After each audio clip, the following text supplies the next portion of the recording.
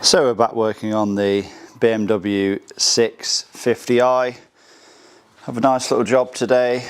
Going to be swapping out the brakes, so rear disc pads, front disc pads. Tell you what though, this has been a bit of a nightmare getting to the point of actually swapping out the brakes. Before we get into things, as always, do me a massive favour, hit that thumbs up button. It really does help me out and it shows your appreciation. Now then, what has the nightmare been? So, for the past 2-3 weeks, I've been building this garage and yeah, it's absolutely amazing, but it took a little bit longer than expected, and turns out that I actually go on a very large trip around Europe tomorrow, and I plan to get a good few more jobs done on this thing.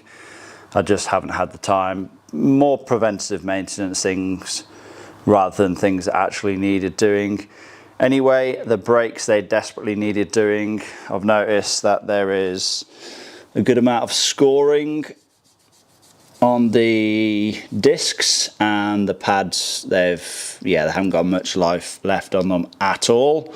And yeah, because I'm gonna be covering best part of 4,000 miles over the next few weeks, and also plan on taking this thing on the Nürburgring, probably not the best idea to have less than satisfactory brakes. So we're going to be swapping out all the discs, all the pads, and yeah, then that'll probably be the last job left to do on this thing before we head on the trip tomorrow. But what's the nightmare I've been having then? So yeah, it turns out that it's been pretty difficult to get discs both for the rear and the front for this car.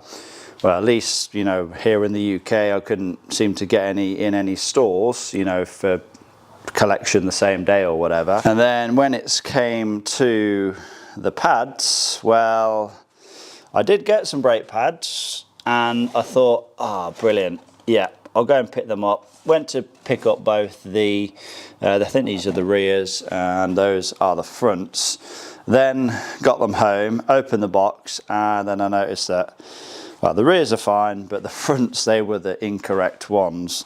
So these are now the right ones, and these are for a dual piston, and they have dual piston calipers on these cars, so, well, on the front anyway, so that's exactly what I needed. Yeah, I thought I got the correct part numbers originally, but I guess Halford's lied to me and said that, you know, I needed the other ones, but I don't. These are the ones that I needed. Got there in the end though. And I guess you probably don't want to listen to me complaining any longer. I think we should just crack on, get this job done, and then have this car ready for a very large trip beginning tomorrow.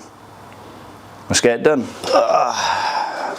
Okay, so first things first, I'm going to crack off the brake disc retaining screw, just so we don't have to round that off.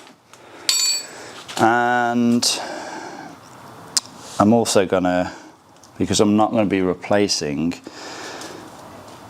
the brake pad wear sensors, at least I'm not planning to, because they haven't triggered, so they are good to go again. Surprising that they haven't triggered on the front though, because I'm sure there's even less meat left on the front, so it'd be interesting to see if someone's tied it up or something. Right, we'll leave the brake pad wear sensor for the time being until I get the caliper off. No, we won't, because we need to, oh, it's too hot to do this. It's like 30 degrees, but at least I'm not working outside. I'm in my slightly cooler garage. There we go. Ow, got the offending brake pad wear sensor out. It's not even worn down. I mean, there is a decent amount left on these pads, but BMW sensors usually trigger way too early, but there's not even any wear on this one. So yeah, definitely good to go again. Right, next thing, we'll wind the pistons back in, or push them back in, should I say. I've already removed the brake fluid reservoir cap. You don't want to push the pistons back in before you do that.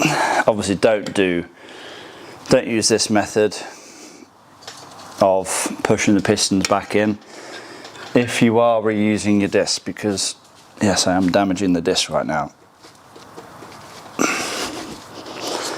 But that should be enough.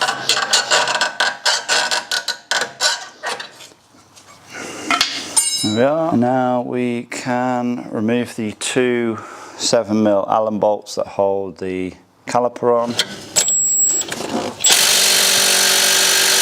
They should not be that tight.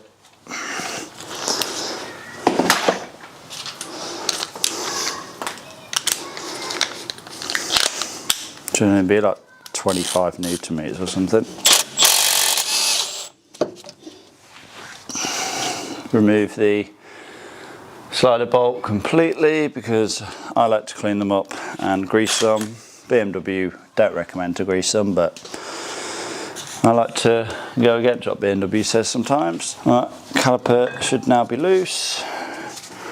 Remove one pad, remove the front pad, and we'll get this hung up with our handy little hook.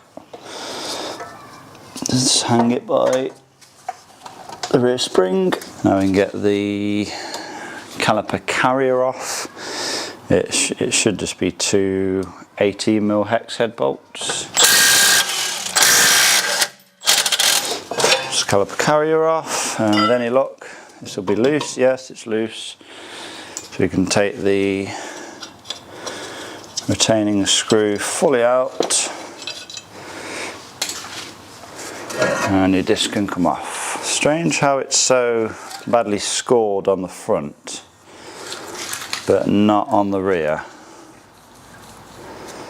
There's a bit of a lip on the disc as well. I mean, they definitely need replacing, but I wonder if there's been some rubbish trapped in between the brake pad and the disc, and it's just been running on that. Well, it's a good idea when you are cleaning your car to also clean your brakes, because it just gets rid of all the build up. Let's give all this a good clean up.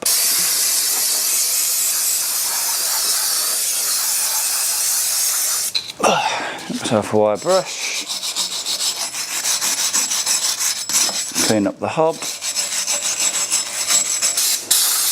get ourselves a little bit of copper grease around the spigot. Is it called a spigot? I don't know. Where your wheel sits.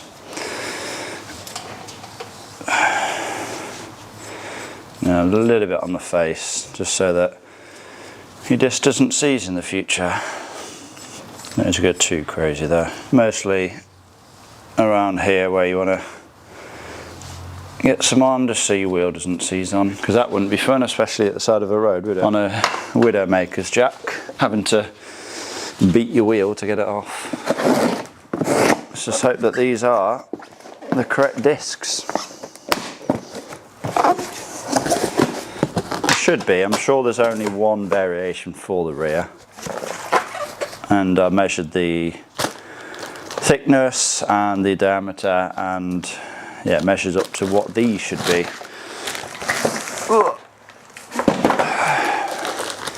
These are Febby discs. Febby, generally pretty good quality. They're coated as well, which is always good, saves your brakes from looking like a bit of an eyesore. So the, you know, perimeter of the disc, and also the hub part of it, essentially saves you having to paint them. But yeah, I'm just going to give the back of it a good clean with some brake cleaner. I'm going to get the disc on and in position and secure it with the securing screw, but I like to put a bit of copper grease on this as well, just to stop that from seizing.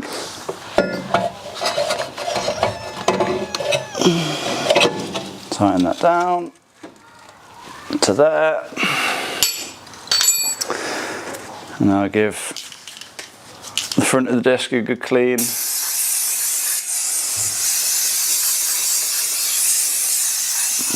Just give the carrier a good clean up with the wire brush.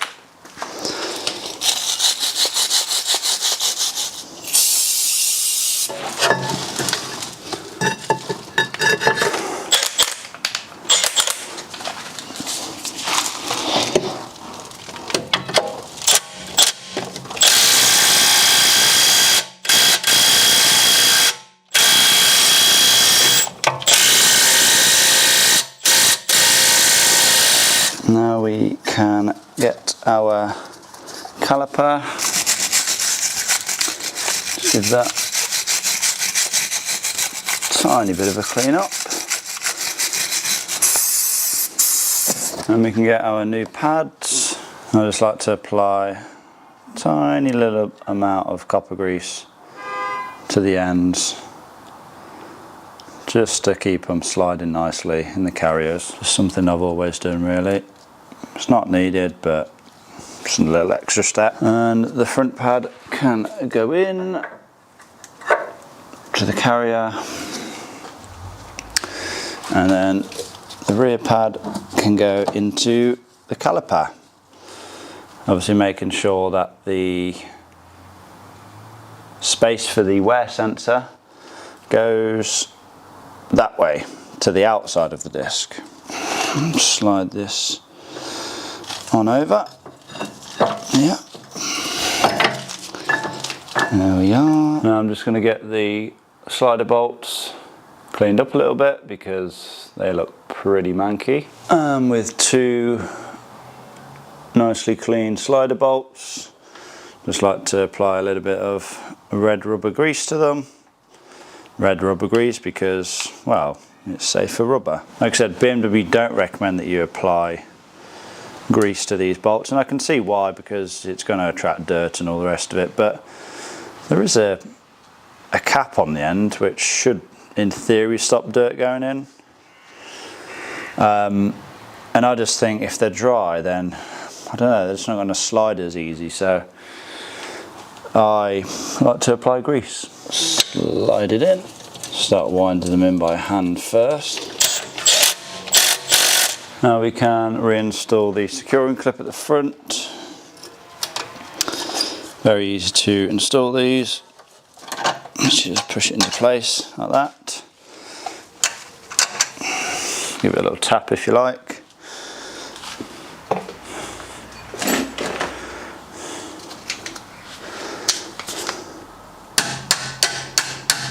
Just make sure it's seated. And what next? The brake pad wear sensor. Where is it? Where did it go? Oh, it's here. Yeah, absolutely fine to go again, this is. Looks quite new actually. Like, these usually go quite brittle as they get old, and usually when you try to remove a used one it just falls apart, but this is absolutely fine. I hope it's the same on the other one, on the front one. Let's lock this in place. There we go. Seats nice and tightly into the pad, and we'll just get the wire tucked up nicely as well. And there's one side, rear, done. New disc, new pads. All I'm going to do now is just apply a very small amount of copper grease just to the face of the disc, again just to stop the wheel from seizing onto it. Get the wheel back on, and then basically do the exact same to the fronts, and then move on to the other side. And that is this side front done as well. New disc, new pads. This This is what the pads look like for those that wonder. Being dual piston, these pads are rather large. But yeah, let's get the wheel back on and let's do the other side. And with this side now replaced both front and rear, also went ahead and done the exact same on this side as well.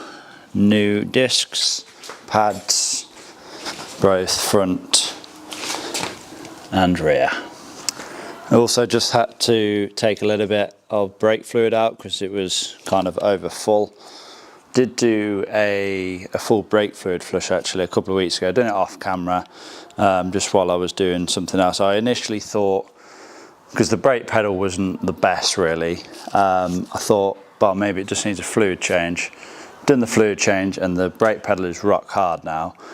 But yeah, obviously the issue was with the brakes, the fact that they were so, the fact that those discs were so badly worn, they just weren't performing the best. But yeah, let's get all the trim panels back in place now. And then I think I'll take this for a bit of a test drive and I'll bed the brakes in. For those wondering how I typically bed the brakes in, it's really nothing over the top, fairly standard procedure. I'll just do a number of braking sequences, so I'll do a few 60 mile an hour to 40 mile an hour, and then I'll do say some 50 to 30 mile an hour, then say 40 to 20 mile an hour, and then I'll do some like 20 to 5 mile an hour. Very important when you have new discs, to bed them in, you don't want to do any, you know, harsh braking from high speed down to just nothing, because there's a good chance that you will, I don't want to say warping discs, I don't want to say there's a good chance you'll warp your discs because that's a whole nother discussion, but it's not the best way to bed them in. After you've done your harsh brake and you then want them to cool down nicely, you don't want to just stamp on the brake, come to a complete stop and overheat them. So, but yeah, that's just how I bed my brakes in anyway, and I've never had an issue, never had a problem with warped discs or overheating brakes or anything like that, so seems to do me quite well.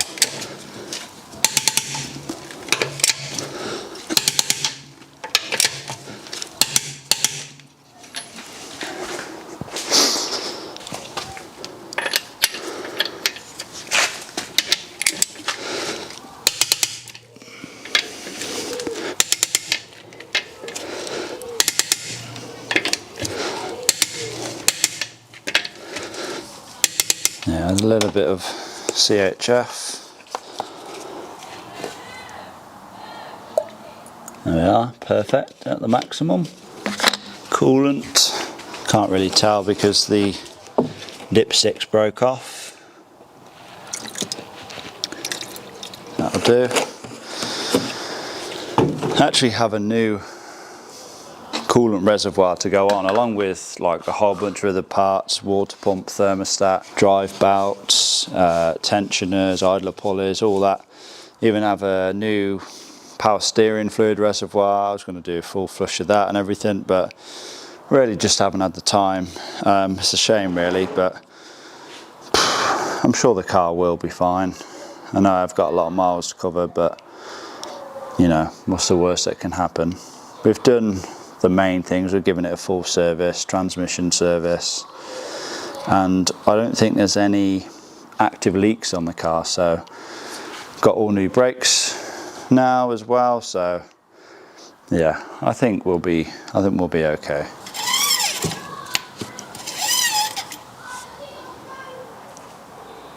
Yeah, oil is still on the maximum. Not quite sure it's going to last us the entire trip, but I'm going to brim the screen wash.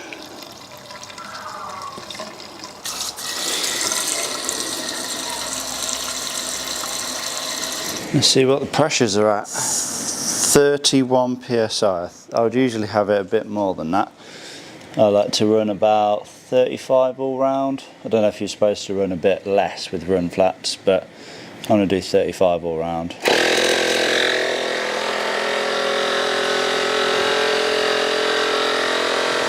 Should probably help us with the old MPG as well. Running slightly better, or slightly higher tyre pressure. Am I missing anything? Let me know in the comments if there's anything that you check before going on a big road trip that I haven't checked. Like I said, I've done the main surfaces, things like that. I've checked all the fluid levels, fitted all new brakes, the wheels to torque, tyre pressures. I think that's all the usual suspects when it comes to having a breakdown. I do carry some basic tools anyway, just in case there's something very minor.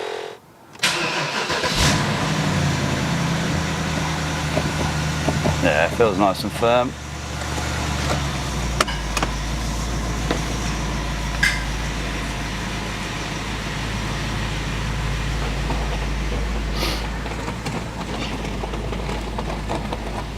Okay, so just got back from a bit of a test drive. Everything appears to be okay. I think the brakes are now pretty much bedded in. You kind of know when your brakes are bedded in because when you install fresh discs and pads, you'll notice that for the first drive or so, you'll notice that for the first few miles at least, the brake pedal will feel kind of vague, like, you know, you won't really have a very sharp brake pedal, and you'll find yourself having to push down way further than what you usually would. Once you start getting that firm brake pedal and you start getting the braking point at the top of the pedal, that's when you know that your brakes are pretty much bed in. But yeah, it's been a successful one. Been a nightmare getting the brake discs and pads, but that's all done now. Yeah, I am certainly gonna enjoy driving this car around Europe. It's a hell of a lot of fun, and yeah, like I said, maybe take it on the Nürburgring as well, which should be exciting. But anyway, I want to thank you all for watching this video. Remember to give it a like, leave a comment down below, subscribe if you have not already done so. We'll see you all in the next one.